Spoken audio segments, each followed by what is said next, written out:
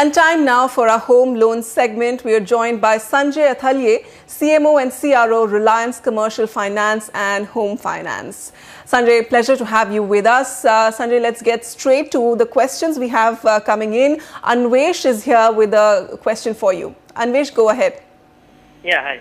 Actually, I want to buy a resale flat in a leading property investor over here in Bangalore in Whitefield. But the land is Ekhata land, but the apartment has not received occupancy certificate and the completion certificate, due to which SBI is not sanctioning the home loan. However, when I checked with the private banks, with ICICI and others, they told that OC and CC, occupancy and completion certificate, is not mandatory for home loan, saying that 70% of the flats in Bangalore do not have OC or CC. In this case, should I go ahead with private banks or shall I step back? Because in this case, if I go with private banks, I do not have any other options. The builders which are providing OC and CC are either they have very high priced apartments are there, or the apartments are located outskirts of the city. Okay. All right. So, Sanjay, let's take up this query from Anvesh. Occupation certificate not available on the property he has selected. Should he be going ahead and getting a loan on this property if there are lenders who are willing to do so? Okay, a slightly tricky question. So basically what happens is every bank has its own policy, and accordingly they decide whether loan should be given on such properties or not. The documents that you're talking about are the occupancy certificate and the completion certificate, which obviously are mandatory documents as far as the property's completeness is concerned. When you buy a flat, you need to make sure that the property has a clear title, the builder has a right to sell it to you, and your title will be clear in turn. So these two documents go a long way in deciding that. There are banks who do give home loans without these documents, and there are some who insist that these documents be present.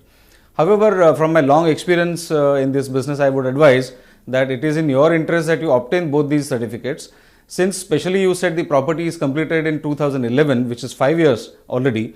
The builder should have definitely got these documents. I would recommend that you look for properties where both the documents are available, because they have to do with the safety of your title and the future chance of anything going wrong in the absence of these documents. So I would suggest that you look for properties which have both these documents in place and accordingly take a loan. Additionally, because you said this property was, loans were given on this property at the pre-launch section, I would like to add that there are a lot of financial institutions who grant loans when the project is at a pre-launch station.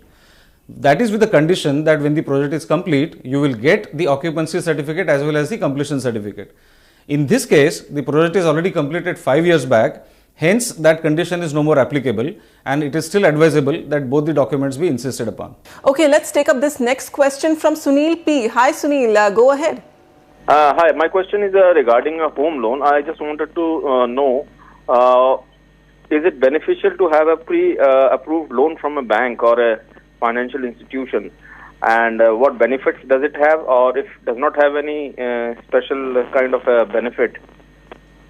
Okay, Sanjay, what should be Sunil's top checklist when applying for a home loan? A pre-approved loan, will that work? First and foremost being the builder himself. Who is the builder? What is the project? How many projects the builder has done in the past? What has been his track record? Is it a complete property? Is it an under construction property? Those are the primary things that you look at. However, once you zero in and finalize what property you to buy, it is always advisable that you take a pre-sanction, that is pre-approved loan, and then scout for a property. That is an advantage, because then you know that how much money you can get in terms of the loan.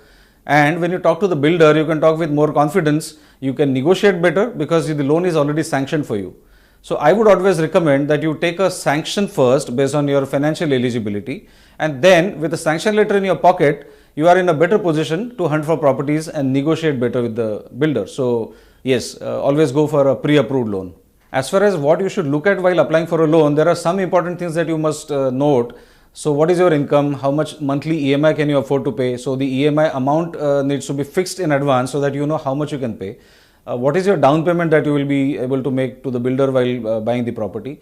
What is the tenure of the loan that you're looking at, whether it is 10 years, 15 years, whether you want a fixed EMI every year or you want a step up or a step down kind of an EMI. Those are some of the important things that one must look at while applying for a home loan. Okay, so those are the top things to keep in mind when applying for a home loan. We have another query from Rakesh Radia. He writes, I'm having one housing loan from SBI and claiming a tax benefit of 1,25,000 rupees towards the interest payment. This is a home that I reside in. I'm now planning to buy another home in the same town in which I will be paying an interest of around 2 lakh rupees. Can I claim the combined housing loan interest benefit for both the houses? Sanjay, what do you advise? Payment of interest on the loan is an important consideration for income tax. As all people know, you can claim up to 2 lakh rupees on a self-occupied house as far as interest payment is concerned. And on the principal side, you get 1,50,000 rupees as deduction allowable for principal repayment of the loan. However, there are different rules for different properties. So if it's a self-occupied first property that you own, the limits of 1,50,000 on principal and 2 lakh rupees on interest apply. But if you buy another house, then that house and the interest paid on that is clubbed under loss on housing property. How do you calculate that? The entire interest amount that you pay for the loan of the second house, along with the property tax, the municipal taxes, etc. that you pay are deductible. Apart from that, if there is any rental income on that house, that needs to be considered. And if the house is not given on rent, the house might be considered as deemed to be let out. There will be a notional rental value that will be attached, from which the expenses will be deducted.